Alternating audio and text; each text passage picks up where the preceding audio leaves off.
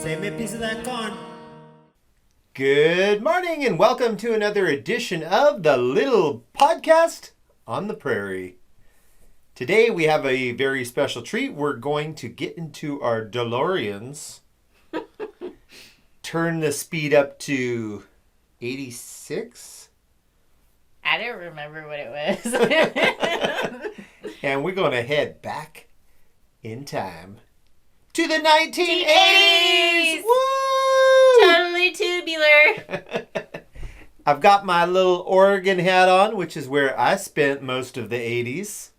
Where did you spend most of the 80s? Roseburg, Oregon.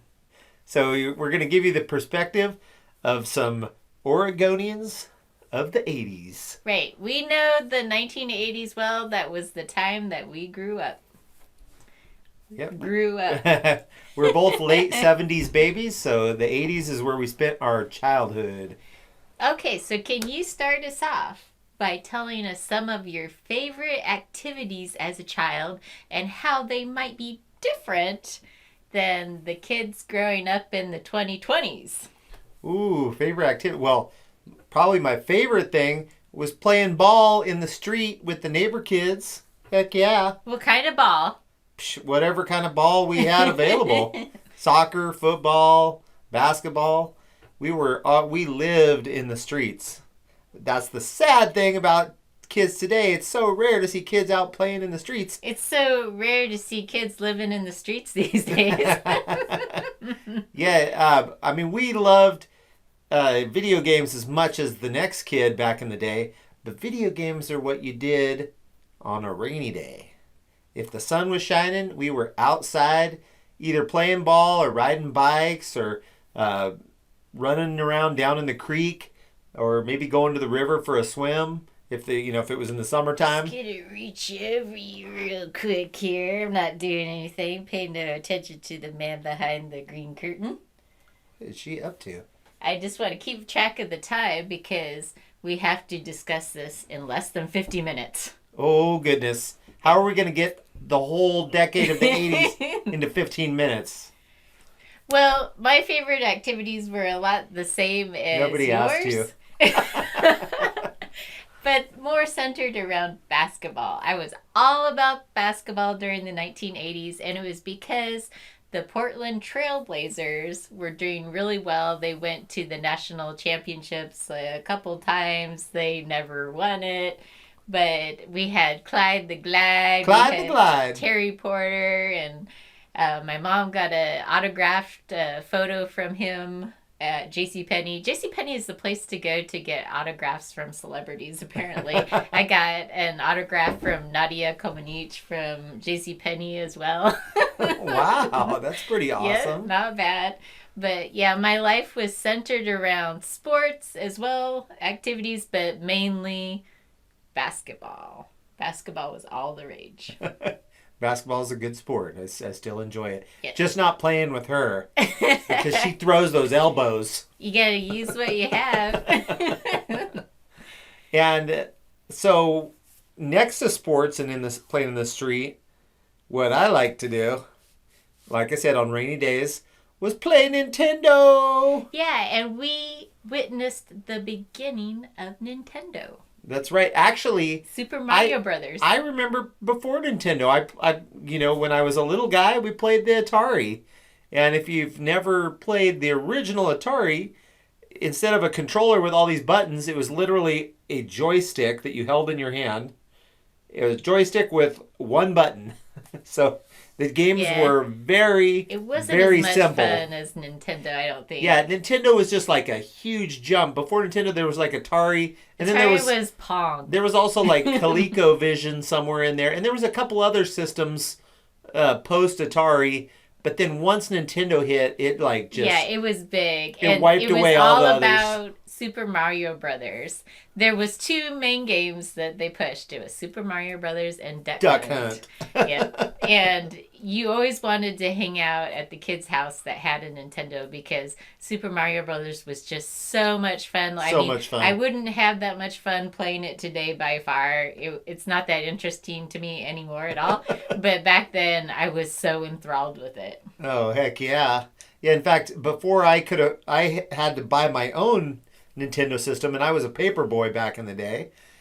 And before I could afford to buy it, I had to ride my bike to Kmart because Kmart's, they all had a Nintendo on display, to try to advertise it, but they let you play it. So I would go down to Kmart. Sometimes I'd ride my bike to Kmart and I'd play for like an hour just standing in the store playing the stupid I just remember video games. going to birthday parties, and then they had the whole arcade setup. Well, just the Super Mario Brothers setup, really, at Abby's, and we'd beg the parents for quarters. Yeah. Like, again. Oh, well, and you again just and brought again. up another thing from the 80s.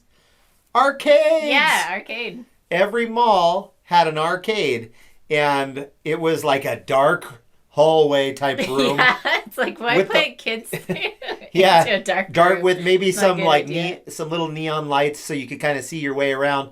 And then the walls were just lined with the big stand-up video games. And back then, even when Nintendo came out, the graphics on that were a huge, advancement from Atari, but they were no match for the arcade games. Those by far had the best graphics, the best Right. games. So you still had to go to the mall to play those. And the big game I remember was Street Fighter. Oh man, I almost got in a fight one time. I kept beating this one kid, and then he's like, "You want to go outside and fight for real? We'll see who wins." And I'm like, So "No, frustrated. no, I'll stay in here and just keep kicking your butt at the video game." Yeah, a kid wanted to fight with me because I kept beating him at a stupid video game. Really? But that was the game, Street Fighter, because you could play against other kids, and if you won, you just kept playing. So like one quarter, and you could go like a kid that was really good would go for like an hour, and all these kids would be stepping up, and you'd call, "I got next game," and you'd put your quarter up on the bottom of the screen. That meant like you had the next game, and yeah, and then some kids were just so good they would just be taking down everybody. But everybody was like, "Oh, I'm gonna get him next time." But it was a blast. So, how was society different in the 1980s than it is today so that you can put a bunch of kids in a dark room and not expect anything bad to happen? I don't know. Well, society, we hadn't even heard of school shootings back then. Oh yeah, We hadn't heard of a lot of the we'd never heard of fentanyl. We hadn't heard of a lot of the drugs that are out there today. And it was just a totally different world. We didn't have the internet. We didn't have online predators. I'm sure there were predators in real life, but they had a much tougher time Yeah. getting a hold of you. And it was just a completely different society. You could be let out to wander the streets until midnight, and your mom would be like, "Yeah, it's a weekend, it's fine," Yeah. not worried about you. But Yeah, today it's totally different. You have to be like a helicopter parent right. nowadays. Yep. Yeah, I would be out rollerblading. That's another hot 80s item was rollerblades came along. So cool. And me and my friends would go rollerblading, and we'd be going all over the city until like midnight or so. And my parents didn't know where I was or care because it was safe. You didn't have to worry about stuff. And we were in a town of, it was probably about 20,000 people or so back then. But nobody really worried about kids. Kids just could do pretty much whatever you wanted. So the music was also a lot different back then. But wait, time out. Oh, I wanted to Did I mention skip ahead? one more thing. Okay. She's talking about school shootings. I remember as a kid actually took a gun to school, but it wasn't to do a school shooting. They just thought they were cool and going to show their parents' gun off. And I remember they got in trouble, and I think one or two parents were like really concerned, but overall, most people were like, whatever. They brought showing off their parents' gun. That was dumb. But there was really like no alarm.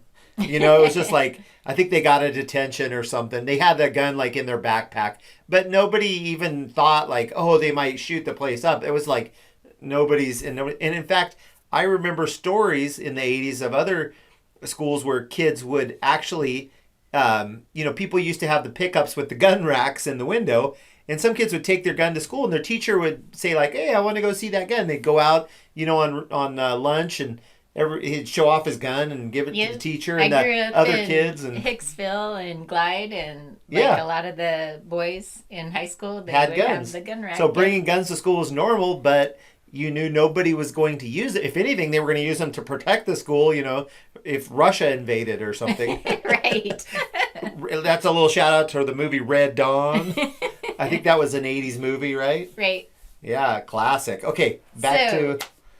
music was also a lot different. Let's start off with the form that music came in. So our hot new technology back in the day, it wasn't the CD, if you guys know what a CD is nowadays, because CDs are now out, but it was the cassette tape. The cassette tape. Yeah. And what were some of the problems with that?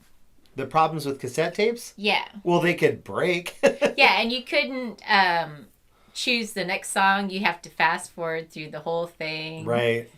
Yeah. Yeah, and cassette tapes had two sides. So, the typical album had 10 songs, just like CDs did.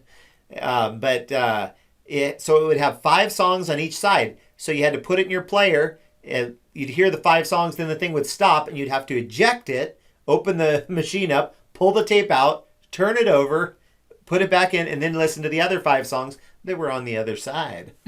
It was cool because you could record your favorite songs off the radio, but it is way less convenient than it is nowadays, because you'd have to wait for your favorite songs to come on the air before you can record them. Because what hadn't been invented yet? The internet was not invented yet. No internet, yeah. Right. So the only way to get music was either to buy a tape or, like she said, record it off the radio. Right. Okay, so still along the lines of music, what are the top songs you'd say that encompass the 1980s? Oh, man. What do you think of when you think of 1980s music? I know for me, it's Aha, Take On Me is the number one song that says 1980s. What about Well, I was into Christian music back in the day. I wasn't, worldly like this girl. Just kidding. So the 80s to me is I loved the Christian hip hop. So I was into Michael Peace, PID, Stephen Wiley. He was rated highly and he could rap to a T. And then I think, was it near the end of the 80s? It might be early 90s when DC Talk came out. Yeah, they were really good. Today, the lead of that was Toby Mac. My brain just froze. Toby Mac, and then you had Kevin Max and Michael Tate. Michael Tate, now the lead singer of the Newsboys. And Kevin has had different gigs over the years doing different groups. But those were the type of stuff I listened to in the late 80s. And, of course, Petra. Petra was the big group, and Whiteheart, in the Christian music scene. I always pretended to enjoy Petra, but secretly I didn't really like it. Well, they were never my favorite, but I liked their music. Petra was the first CD. I still remember that. The first CD I ever owned was Petra when CDs came. Did CDs come out in the late 80s or was that early 90s? I think it was the early 90s. And another group that I also pretended to enjoy that I didn't really like. What's I'm that? sorry to break your hearts, girls, but it was New Kids on the Block. You didn't like the New Kids? No. Oh, you're no 80s kid. I thought their music was kind of boring. I remember that MTV promoted... Hey, for those of you that don't know, MTV actually was a music television TV station. This is back when MTV first came out. All they did was play music. And they had little news bits, too, that were about what's going on with the different artists. But it was actually a music video station. And I remember, because I grew up without TV, actually. But I'd go to, my cousin's house in the summertime. And so they had MTV and all that. And I remember MTV was promoting the heck out of the New Kids on the Block. They played their songs all the time. And when they weren't playing them, they were talking about concerts coming up. And they had, contests and... Yeah, well, these teeny bopper girls they just were in love with these ugly looking young men Hey! that could hardly sing. But so that they knew that, hey, this is a huge moneymaker if you promote this. Like, they're all going to be gaga and watch all the time in hopes of seeing their new kids on the TV. They were the big deal. They were the original, well, there were boy bands going back way long, but they were original, like, I don't know, I guess modern pop boy bands. Yeah, they were a new thing. Yeah, it was kind of a new thing in those times. So Yep. Yep. So we talked about music. Let's talk about fashion. Like, how were the clothes and the hair different? Like, how did you dress in the 1980s, which is totally different from nowadays? Oh man. Well, the big thing for jeans were not jeans that look nice and tidy like they have them today. And they didn't want them to be really tight like they do nowadays. And No they skinny also, jeans. no skinny jeans. And also they liked them ripped and bleached.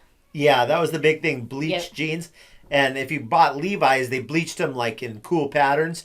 But what I remember is that some kids that like couldn't afford the expensive Levi's bleachings would get like some knockoff brand and try to bleach them themselves, and they often had really bad results.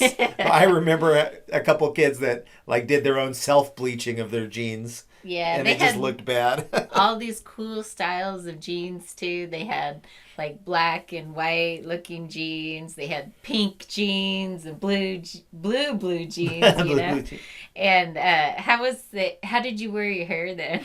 Did you have big bangs? Me, my bangs weren't quite so big. No. All you the didn't girls have did the swoop. All the girls had the swoop. And perms were a big thing. Yep, I had some perms. Yeah, I even knew there was a couple boys in my school that got perms. They'd grow their hair, just down a little bit down the neck, and they'd perm it in the back. So they'd have all the curls. It just looks bad. Like, looking back, it just, like, the curls were so tight. It made everybody like Those are some tight curls. Yeah, it was bad. And when you would get a perm, it would smell so bad. The chemicals they used into who knows what it did to our brains, but it smelled so horrid. And then you're supposed to not wash it for like a week. You could only spritz it with water. I remember like all the little girls like spritzing their permed hair with water and kinking it so that it would the curls would stay and the curls wouldn't quickly go away. But yeah. And where did you go where was the popular place to get your perm? Regis. That's right. Yeah. You go to your local mall and go to the Regis salon. Get that perm. They had all the pictures of the beautiful models with the perfect hair, but funny enough, your own hair would never turn out looking like that by far. You'd look more like a little old lady than one of the beautiful models. So how about clothes? Like what other types of clothes were different back then besides the jeans? Well, they didn't like the muted colors of today. They really liked bright neon colors. Everything was bright. Especially your ski jackets. Yeah. Yeah. Everybody had to have ski jackets that had all kinds of wild, bright neon colors. Yep. Yeah. So that was fun going skiing and just seeing everybody's crazy wild colors. Yeah, I remember for the girls, we'd also have shoulder pads. So we would. So the girls all looked like football players. Yeah, very angular. What was up with that? Yeah, I don't know. It was a different look back then. Okay, so how about the food?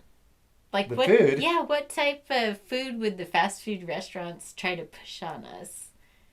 Was it different than now? Yeah, it definitely wasn't into like spicy things. Yeah, that's true. And we would never have like a vegetarian option, that's for sure. Yeah. Being a vegetarian was not cool back in the 1980s. No, you were weird if you were a vegetarian. Yeah, it's kind of like here in the Midwest. Like, it's not cool to be a vegetarian in the Midwest. Yep. Yeah, most restaurants have no vegetarian options out here. Yeah. So what were some of your favorite fast food places that maybe you don't see today? Oh well, Skippers. Oh, Oh yeah, I I love love Skippers. That going to was Skippers. a chain. I think that was just in the Pacific Northwest. It was seafood, but man, that place was so good. Yeah, And it I was was sad when good. they died out. They actually were going until I don't know, probably 7, 8 years ago. They died out, maybe more. But just were slowly dying out. But in the '80s, they were everywhere, and It had that was this the place to lovely, go. perfectly cooked fillet of fish, like breaded and fried. Yeah. Just lovely. Good stuff. And Yeah. then Arctic Circle, that was a fast food chain, at least in our part of the world, and that was a pretty awesome place. I think there's like one left. I saw one time on the Oregon coast, like in Newport or something like that. But yeah, that was a good place to go. And you can't forget my favorite, which was Rax. Oh, Rax. Yes, Rax was awesome. Yeah. That was kind of a competitor to Arby's.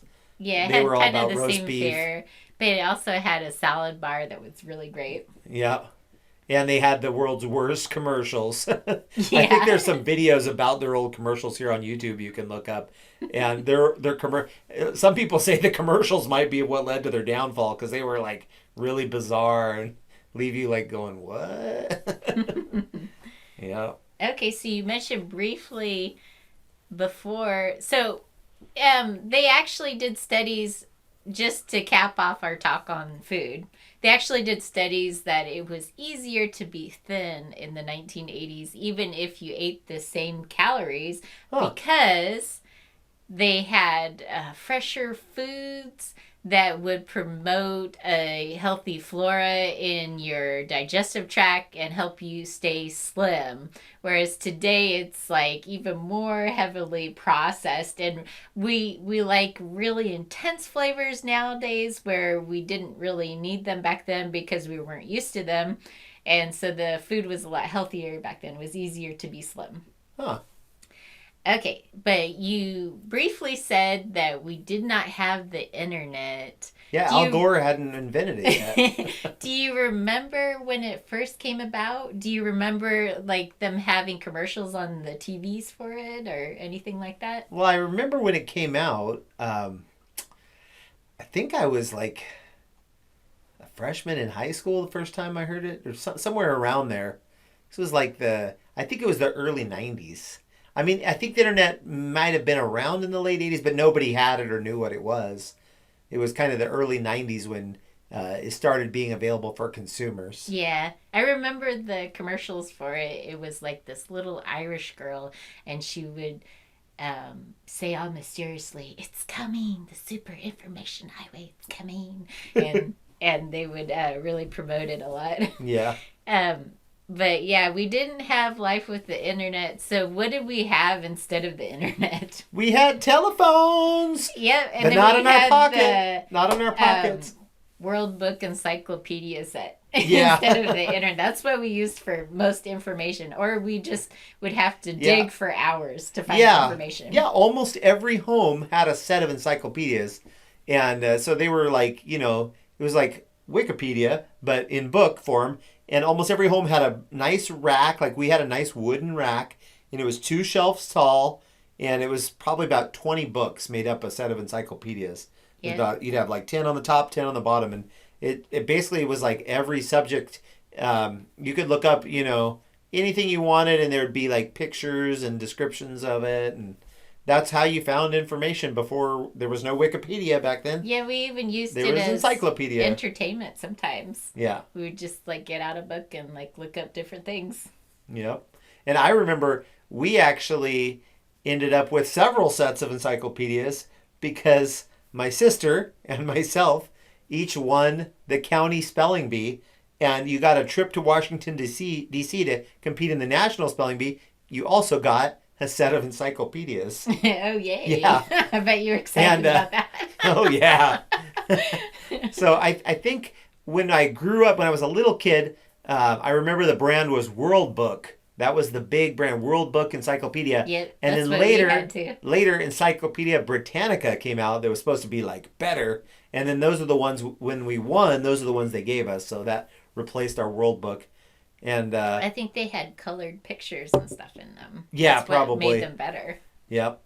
But yeah, every home, every responsible parent made sure they had a set of encyclopedias because that was supposed to be how your kids, got interested in different subjects and gained knowledge. Okay, so technology was vastly different back then. I remember the big thing being remote control cars. Oh heck yeah, yeah, those were a lot of fun. Yeah, did you have them? Yeah, I did. Oh, and my one of my favorite toys, even this was like before I had a electric control car, remote control car, was Stompers. Do you remember Stompers? So they were like these little 4x4 trucks, and you put batteries in them, and then you would just turn them on, and they would just go in one direction. But what you could do is you could, back then, everybody had sandboxes too. Like, have you ever even heard of a kid having a sandbox nowadays? I don't think that's even a thing. But back then, you had to have a sandbox, and you would dig out little canals or little canyons, to make little tracks. So you'd put these little stompers in there, and then they would just follow around your little track, and it was so much fun. Cool. I don't remember those. I do remember. That's because you're a chick. It used to be a big thing at school. We both went to the same elementary school, so I bet you remember this. But there was like some sort of Nerf ball type thing where it would make like a figure 8, the Nerf ball, and there'd be a disc in between it, kind of like Saturn was being pinched off, and then you would use it kind of like a jumpy skateboard, and you jump around on these Nerf balls. I do not remember that. You don't? That sounds pretty fun. It was a big thing. Like, everybody had to have them. I can't remember the name for them. So let us know what it is in the comments below, because I don't remember the exact. Well, you reminded me of something, too. Like, how did all the kids get around? Nowadays everybody has mountain bikes, right? That's like the go-to thing. What kind of bikes did all the kids have back in the 80s? BMX bikes. BMX bikes. Banana seat bikes. Yeah, the banana seat bikes were big too. That was more like a carryover from the 70s. Yeah. I think those were like in the 70s, and then they kind of made it into the 80s, but by the time the 80s was full blown, like if you want to be a cool kid, you had to have a BMX bike, which was just like a small version of a mountain bike with little tires. And they still do like BMX racing and stuff, but it's not a big thing. But back then, every kid had one. And it was the ultimate like utilitarian bike. You could use it for everything. You could go off jumps with it because they were lighter weight than like a typical mountain bike. And so you could go off jumps with it. You could ride it everywhere. And they just had one speed. It wasn't like now with all the gears and stuff. Yep. Okay, so you said that we had phones in the 80s. How were they totally different from the phones that we have now? Well, mostly they were still wired. I think it was in the 80s that the cordless phones came out, but most homes still had the wired phones, so you'd have a big coily cord. Yeah, that would get twisted up. Yeah, and I remember what was really cool, because usually you had to stand, the receiver was usually mounted on the wall somewhere in your house. And so when you got phone calls, you had to be right there. And but I remember at one point we bought my parents bought like a 20-foot cord, and that was awesome because then you could go over and sit on the couch and talk on the phone, and then there would just be this long cord like hanging across the living room. But and you knew all your friends' phone numbers because you didn't have a cell phone, so you couldn't just push their name. You had to dial you memorized them all. Like, we would tell them, like, all the little girls would tell each other, oh, I know your phone number, it's this. I know your phone number, it's that. Yeah. And you didn't spend time trying to memorize it. You just memorized it because you'd call them so much. So, you would have a little paper maybe with their name and number written down. But after you dialed it like 10 times, you'd call them, then it would just sink into your brain. And pretty soon you just knew everybody's numbers. Great. Yeah, I still have in my head some people's phone numbers like that I knew as kids. Like I've never forgotten them. Yeah, so I do too. I have like a couple in my brain still. Yeah, I think I remember Jesse Rooks' phone number. It was 6730559, and that's because he was my rollerblading buddy. So I called him all the time because he'd be like, "Hey, you want to go rollerblading?" So his number just never left my memory. I hope that's the right number because that's what's still in my head. So Yeah, I still remember my landline number growing up because, they had it for quite a while. yeah, Yeah. yeah, and it was a whole different experience because when you called, the phone rang in the whole house, so you didn't know who was going to pick it up. So it wasn't like now where it's like you call your friend Joe, Joe's going to pick up. It was like you called your friend, and probably their parent would pick up, and then you'd have to say, "Can I talk to so and so?" Yeah, and it was kind of nice not having your phone with you at all times because if you didn't want to be bothered, you could do that without being impolite. You could just say, "Oh, I was out," and we had answering machines. Yeah. And the big thing was to make a funny message to for the answering machines to have like a funny message when they announce that this is an answering machine, and it's yeah, so it was a fun thing. Yep.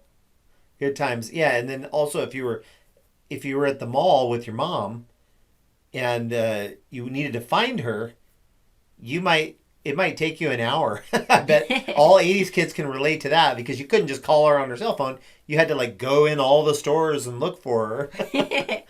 Oh, back to the answering machine. Yeah. I remember the Muncies had a funny message on their answering machine where the mom answered. She said, "Oh, hi there. Oh, can you hang on just a second?" And then she'd say like, "Oh, Ashley, turn that down," or whatever. And then she said, "Oh, yeah, what was it? I'm sorry about that." And then she said, "Oh, yeah, this is not a real person. This is an answering machine." So I thought that was really cute. Yeah. Yeah, the Muncies always seem to know how to have a good time. Yeah. So, do you have anything more to add about your experience in the 1980s? Anything that I left out Oh man, that was I don't big know. Is there deal? what else was a big deal for you? I might need a minute to think about this. Oh, Oh, we lost Trumpy Bear. Trumpy Bear. Trumpy Bear just couldn't handle the 80s. Get back up here, Trumpy Bear. Trumpy Bear was a big deal in the 80s. He was all over the tabloids. Oh yeah, Donald Trump was a big thing back then. Yep, Yeah. he was super famous. Yeah. Still is. Yeah, so I guess the nightly news was a big thing back then. Like everybody watched the nightly news. Yeah, because remember, no internet, so the only way to get your news was either on the radio or on the nightly news. Yep. And everybody watched the same three stations: ABC, NBC, CBS. What were some of your favorite TV programs of the 80s? Oh man. Well, I grew up without a TV, but I would watch TV at friends' houses. I just loved the like Saturday morning cartoons. Yeah. Saturday morning starting at like 7 a.m. There would just be a big block, like 2 or 3 hours of cartoons. Like every half hour it'd be a different cartoon. There was like Scooby Doo and I like Storybook Time because that would be a oh. different cartoon every Saturday. Oh, and also there were after school cartoons. So they started at like 3 o'clock and they'd go till like 4:30. And you'd have like the DuckTales and different things like that. Later there was like Animaniacs, which was super awesome. Yeah. But yeah, that's what I liked was the cartoons. So what would you say? Would you say life was better or worse in the 1980s than it is nowadays? How would you compare? They're so different. It's hard to compare, but it was better in a lot of ways. Maybe not in every way, but it was just life was so much simpler. It's like we didn't have all these gadgets calling our attention all the time. So it was like you had, I think, stronger relationships with people. Yeah. Because you got together all the time to talk, and nobody was distracted by their phones. Nowadays, it's hard to just sit and have a conversation with somebody without them, checking their phone all the time. And it was just like things like that didn't exist. So it's like you just developed really close relationships with people, and you'd call people and they would answer the phone at their house. Yeah. Now that everybody has a phone on them all the time, they don't answer their phones. Yeah, right. Like, man, I still am the type of person that answers my phone. If somebody calls me, I answer my phone. But it seems like most people I call, they don't answer. Usually you call and then you get a text message back. Like, what's going on? I can't talk right now, but what do you need? Yeah. It's like, what I need is for you to answer the phone. And if you ask somebody a question, if the answer is no, they just won't answer. Like it's a totally different set of polite societal norms nowadays. Like, whereas in the 1980s, if you just ignored somebody, if they asked you a question, then you'd be so rude. Yeah. Oh, and you were talking earlier about how it was easier to be slim back in the 80s. And here's another reason why. Free drink refills was not a thing. That's right. Free drink refills, I don't think those started until the 90s. And here's why I know. Because when I was a kid, Burger King and Carl's Jr., if you played a sport like basketball or soccer or whatever, if you came in after your game with your uniform on, they gave you a free drink, right? So what I would do is me and my friends would ride our bikes over to Burger King, get our free drink and drink it. Then we'd ride our bikes over to Carl's Jr. and get another drink, another soda, and drink it. And if they had free refills, we wouldn't have been doing that, obviously. But it was a big deal to get a free soda. So, yeah, and I remember also that like 7-Eleven and all those places, the biggest soda you could get was I would say a 20 ounce or somewhere in the 20s. I remember the first time I saw a 32 ounce drink was at the fair. I remember going to the fair one year in the 80s, and I saw people with these 32 ounce drinks, and I just thought, that is so huge. Look at that, all that soda. And I loved soda, so I was now did they have 96 ounce? Yeah, now it's oh, it goes so high. And then I see people with the refillable ones that, I think are in the 90s, and it's ridiculous how much soda we consume. And in the 80s, you just didn't because it wasn't free refills. Now we're all you just got one. The Borg gallons. Yeah. Oh, gross. Yeah. Now the kids are just crazy. We didn't have a stupid trends that stupid. Where they want you to jump on the bandwagon. Yeah. Because, we'd have repercussions. It wouldn't spread like it does nowadays, where you see one person, thousands of people see one person do something stupid and they say, oh, well, they got away with it, so I can get away with it too. Back then, if the one nerdy kid did something stupid and made a fool of themselves, then nobody else wants to do that.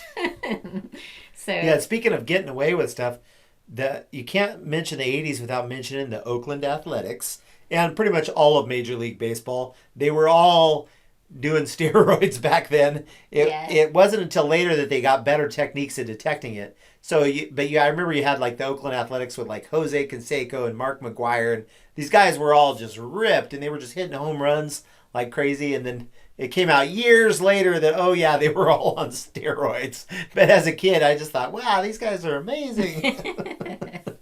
So that's something they got away with it for a while, but it caught them in the end.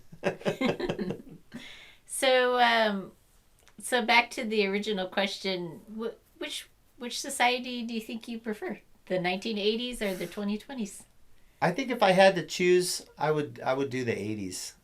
I can't think of a better time to have grown up. Yep. Yeah. I think that basically it was an easier time, and people had different standards of how they treat each other than what they do now, which is definitely a negative of nowadays. However, I would choose now. You would? Yeah. Why is that? Because I was bored a lot during the 80s, and it's virtually impossible for me to be bored at this point. There's just so much in the world going on and so much information that you can access, so many different forms of entertainment. And if you don't know how to do something, you have something that you need to have fixed and you can't get anybody to fix it, you can just look it up how to fix it. And it just makes life so much more interesting because you're so much more capable of getting the information that you need. Yeah, there's definitely a lot of things that are better about the time we live in now. But I miss the simplicity. I miss the close relationships I had with friends and stuff back then, that it seems like it's just almost impossible to have things like that nowadays. Yeah. Yeah, there's just so many distractions. Like she said, there's so much entertainment. You're never bored. And that's the thing. It was good to be bored, I think, because then you'd seek out your friends to have fun, so you would interact with people all the time. Whereas now it's a lot of people don't even feel like they need friends because there's just so much great entertainment on TV, streaming and all that. So I think we did a good job of displaying what life was like growing up in the 1980s. So now it's time for our mail call. So I'll give you a letter and I'll get a letter. All right. So who's your letter from? My letter is from In the Backyard with Dell. All right. Let's see what Dell has to say. That's another YouTube channel that we're friends with. So he's from South Carolina. Yeah, so if you don't know about his channel, check it out. It's a great channel. He has some real fun content. What I love is a lot of his videos, he spends his time chopping wood with his wood chopping machine. What do you call those? Splitter. And he'll talk for a bit and then he'll just spend like 5 to 10 minutes splitting wood. But it's almost therapeutic just watching him use this machine, just splitting wood. You can just kind of sit there and then at the end he'll talk some more. As the kids say nowadays, it's very satisfying. Yeah, it is. So he sent us a sticker for each of us. Oh, very cool. And it's got his wood splitter, some wrenches, a chainsaw, and is that grenade? Or is that a lamp? Is that a coffee maker, a lamp, or a grenade? Not sure. I'm not sure. Put in the comments what that is. And Dell, if you're watching, tell us what this one is. Is that a motor, a lamp, a grenade, or what? All right, and he's got a little note for us. Coldwater Machine Company. In Coldwater, Ohio, which is funny because he's in South Carolina. And he says, "Hello, thank you so much for doing the sticker swap. I really like your stickers. I hope y'all are having a wonderful week." Well, so far it's been pretty good. I could use a little warmer weather though. Yeah. So thanks, Dale. We appreciate that. And we'll see you around the tube. Okay, so I got Butler Family Farms from Missouri. What is that town called? Stackability or something? Stark City? Stark City? Stackability Stark City. Is that where Tony Stark lives? Oh. Want me to show him? Beautiful. Stark City, Missouri. Yeah, that is very nice. Yeah. It has the state of Missouri and then the colors of the Missouri flag. And it says Butler Family Farm. Check it out, y'all. So make sure you check out that channel as well. They've got all kinds of fun stuff, and they've got goats, right? Yep, yeah. They do. Yeah, and if they really like you, I've heard a rumor that they'll name one of their goats after you.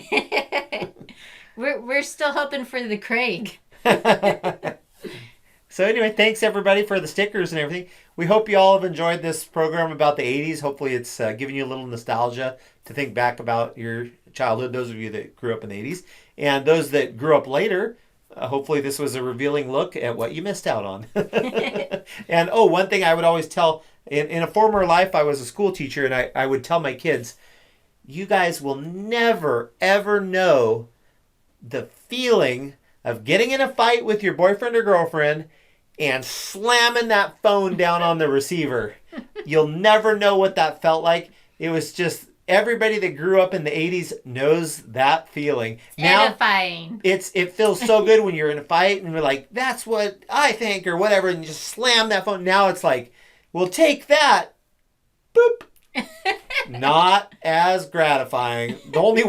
I think the only way you could find gratification is if you took your phone and like threw it against the wall or something.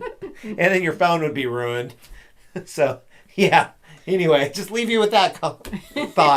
So that's why the 1980s were better. Because you could slam that phone down.